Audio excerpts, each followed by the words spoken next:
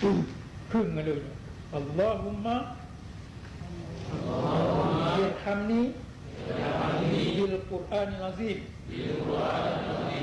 Ya Tuhanku, sayang tolong dengan Quran yang raya lagi nak. Waj'alhu li dan juga Quran yang tolong Tuhan imaman wa nuran jikrimu mulut dan jikupanya mulut. Allahumma ya Tuhanku zakirni minhu ingat ulun tabe mana situ punya ulun tuan tua ibarat Quran wa anjimni dan purna ulun minhu ibarat Quran ma jahiltu punya ulun tuan tua. Allahumma ij'alna mimman yuhillu halala. Ya Tuhanku, buat kamu nibat ulurun yang puhalul itu yang puhalul oleh Allah Al-Quran. Wa yuharrimu harama dan puhalul itu yang akan puhalul dalam Quran.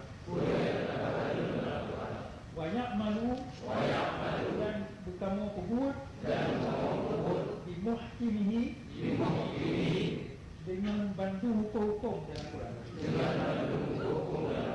Wa yu'minu bimutasyabi yang kamu percaya iman dengan yang ada takram.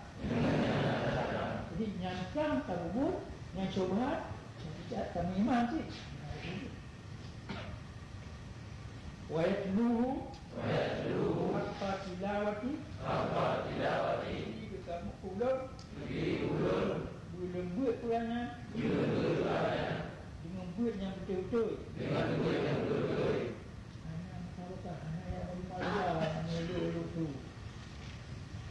hanya galak dia ni tak buat tapi ini buat Allahumma ja'alna ampun buat kamu ya mimman yuqimu hududah buat kamu ya ibarat ulur yang pegang hukum Quran wala tajalna dan buat kamu mimman yuqimu ibarat ulur yang pegang hurufah ini aku janganlah agak mudah tulis-tulis ke wala tajalna mimman yuqimu hurufah dan buat kamu ni buat huruf yang pegang tulisan jadi kamu yang pegang ko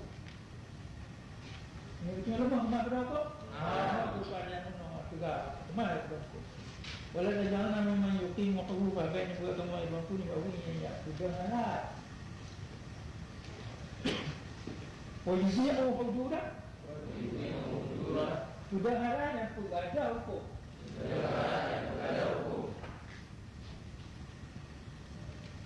Allahumma ja'alna buat kamu manittaba al-Quran ba'uli yang tidak faqalahu yang mimpi dari Quran ila ridwanika kepada ridwan wal jannah dan nyapa kamu di dalam surga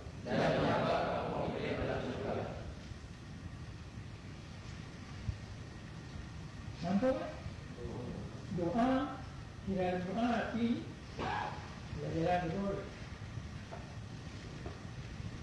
nomor itu pula nyonya mesti dapat supaya ada yang murno. Pernah dapat yang mana ada yang murno.